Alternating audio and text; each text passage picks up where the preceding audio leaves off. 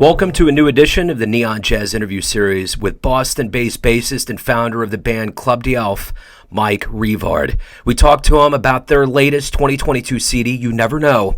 It is their third studio full-length album with the sound of musicians in full improvisational flight. Mike is the head of the band and sole constant member of the group's 24-year run.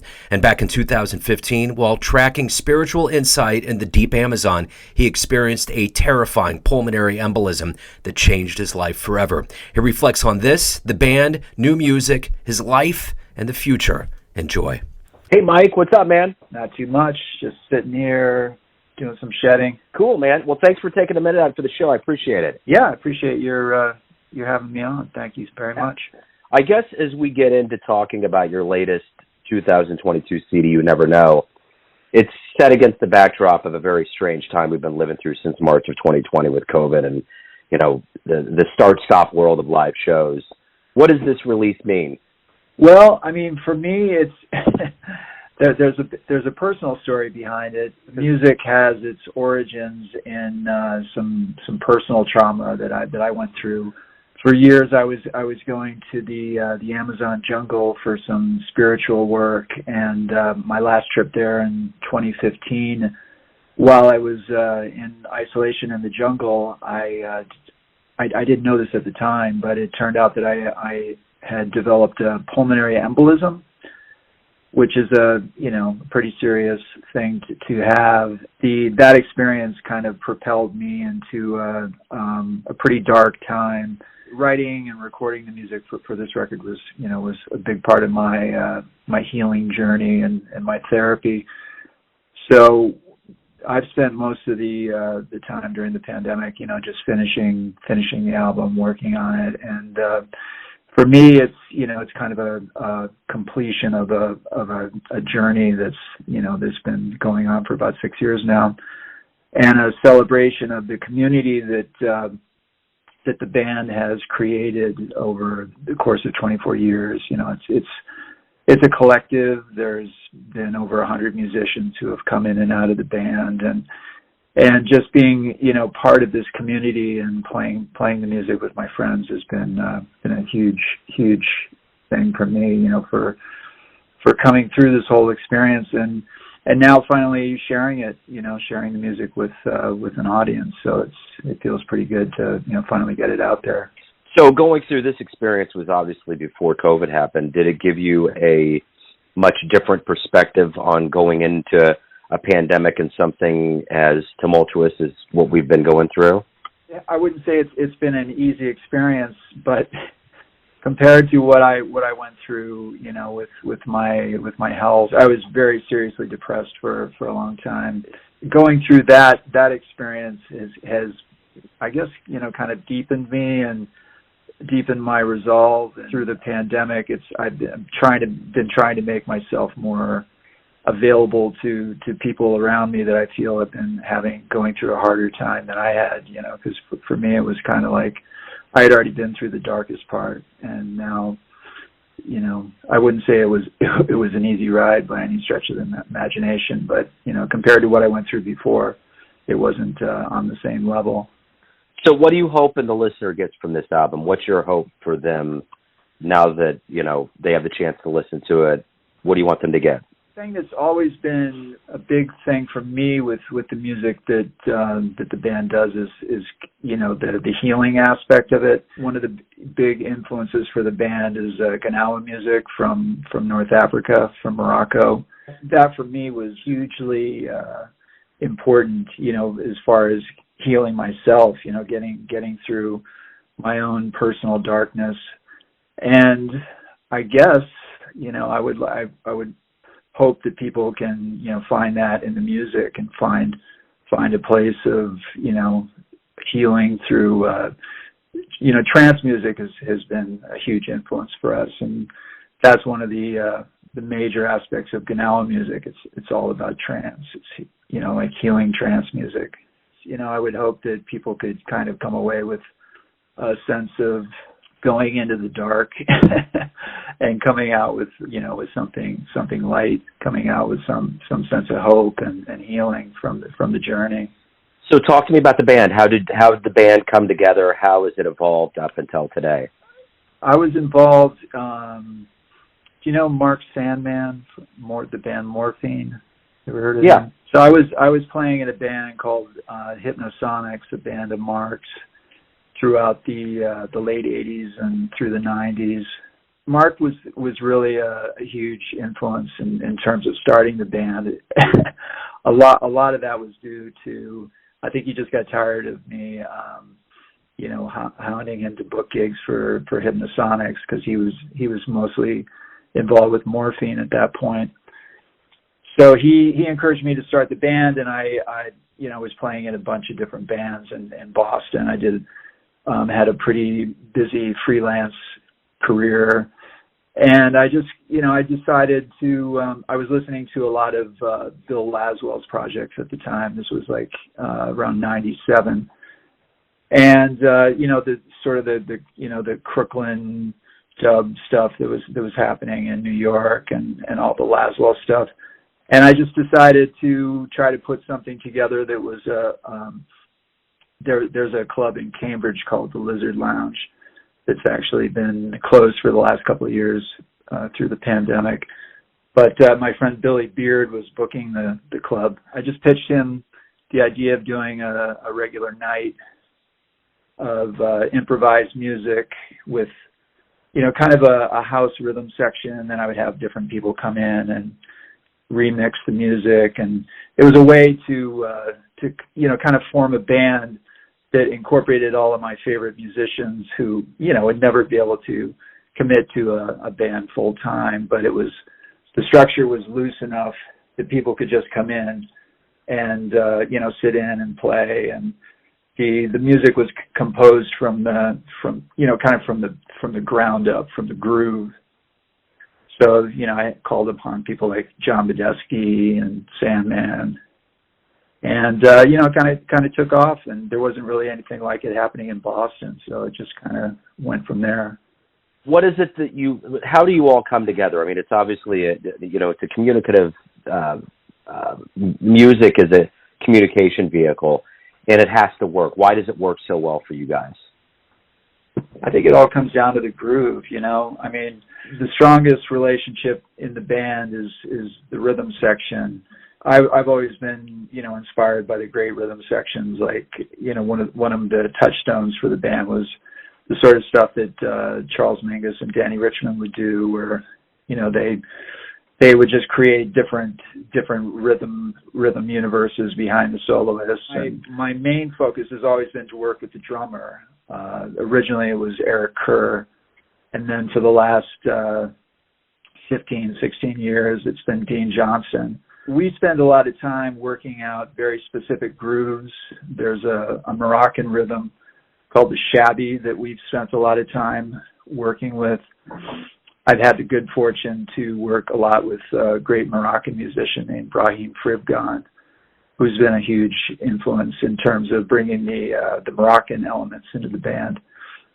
So we would spend a lot of time just working on these rhythmic concepts, with the idea that the groove would be very strong and very supple, and people could come in and put whatever on top of it, just kind of remix it. And I think the focus has always been to try to make people, the guests who play with the band, feel as comfortable as possible. So it almost feels like it's their rhythm section, so they can do their shit. The groove is really, I think, the strongest touchstone, and the idea is for everybody to approach it from the groove first, and really create like a commonality in the groove, and then everything else comes on top of that. So talk to me a little bit about Boston. How's Boston doing these days, and how does that environment support the band? And hopefully, when everything opens up, what's your plan as we move forward? Well, I mean, like I said, the Lizard Lounge has been closed, and that's been our home base for 24 years. We've had a residency at the Lizard on 2 Fridays a month since 1998. So that hasn't been around, and that's been tough. But we've been playing other venues. There's a venue that's opened up south of Boston called Soundcheck Studios, where we're having a CD release party. Actually, it's an album release party. We're actually doing this new one on vinyl. But the scene is taking a hit. There's been a number of closings, and things kind of opened up for a bit in the spring and the summer, and then it's gotten a little more dicey. So it really it's a tough time. I mean, there's no getting around it. But the community in Boston is very strong. Everybody supports each other, and the musician community especially is really strong. And I feel really, really fortunate to play with some great musicians. Like on the album, besides Medeski and Brahim, the band is consisted of a lot of the musicians that I played for years in the Boston community. Duke Levine is on guitar, Kevin Barry is on guitar, Paul Schulteis on keyboards, a great Indian tabla player, Amit Kavtekar, guests on it, and we've just been trying to pull together and support each other to get through it. How did this music journey begin for you? What were some bands that you really got into early on that kind of led you to finding your voice? Well, for me, the first music that I really got into was kind of psychedelic rock and British blues rock. I was into The Dead and Led Zeppelin, Black Sabbath. And then when I was in junior high school, I had a teacher who turned me on to Bitches Brew, and that sort of got me interested in music that was, beyond what I was listening to, and I started searching out. So I grew up in Minnesota. At the time that I was becoming of age musically, this was pre-internet, and I was going down to the cities to use record stores and finding, records by Sun Ra and Art Ensemble Chicago, searching out, all the musicians that had played on the records that I was listening to, like, through Bitches Brew. I started getting into Dave Holland and Chick Corea and Herbie Hancock.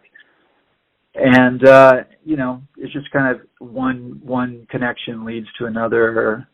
So I heard Frank Zappa, and I started, searching for every Zappa record I could find, and got into King Crimson.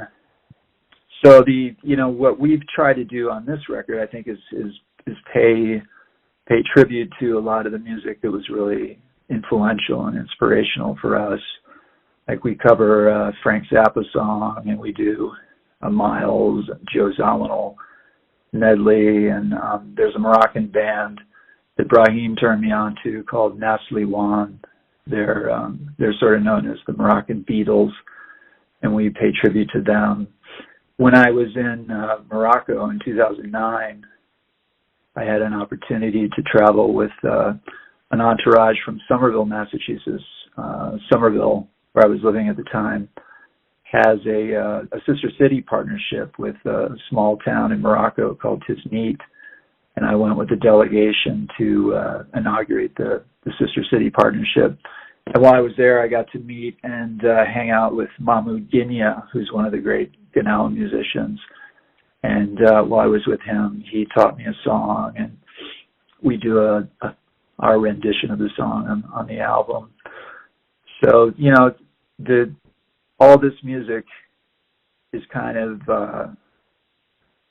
we take all the influences that we have, and we try to create, kind of a unified sound with combining, influences like Terence McKenna with the Moroccan music, and it's that's what we do as musicians. Take all these influences and just try to create something original with it, I think.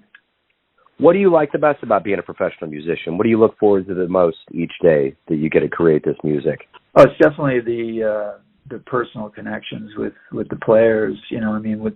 With this music, a lot of it is, I write the songs. We do some tunes. We recently did a show with Medeski and Dave Tronzo, and as part of that, we kind of draw upon songs that are all part of our our shared language. We did a Duke Ellington tune, a Stevie Wonder song, but for the most part, we're just making shit up.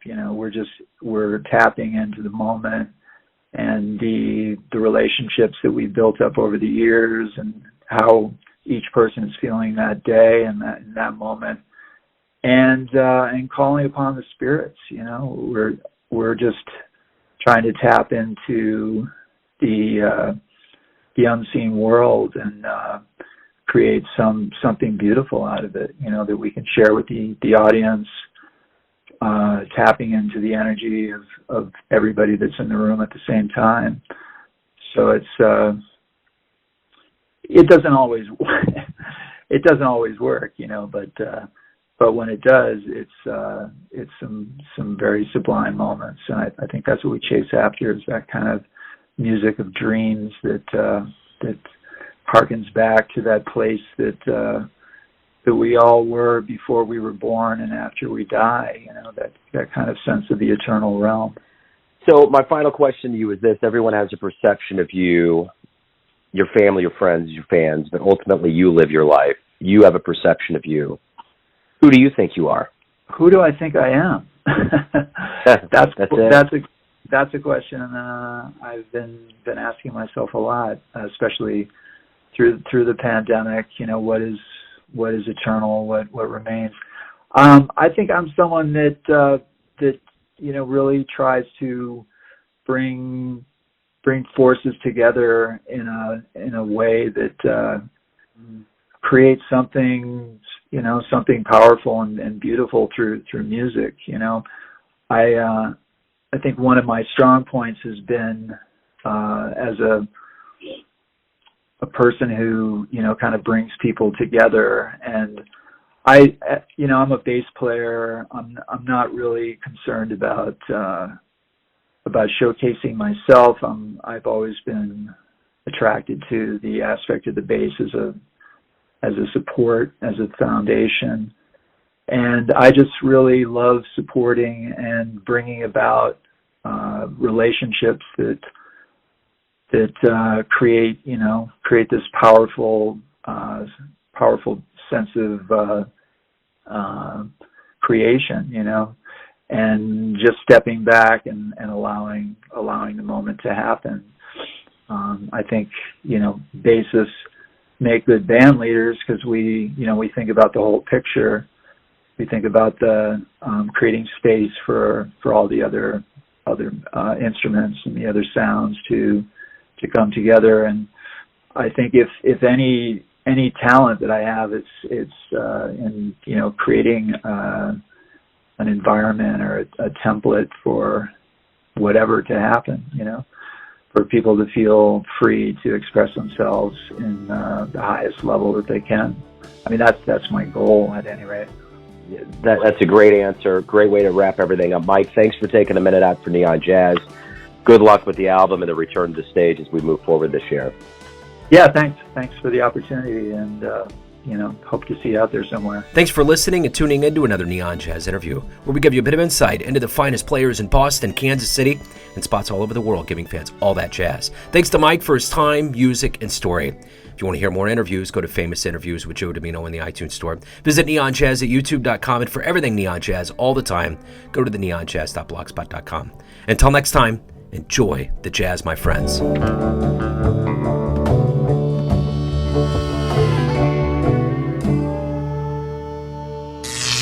Neon Jazz.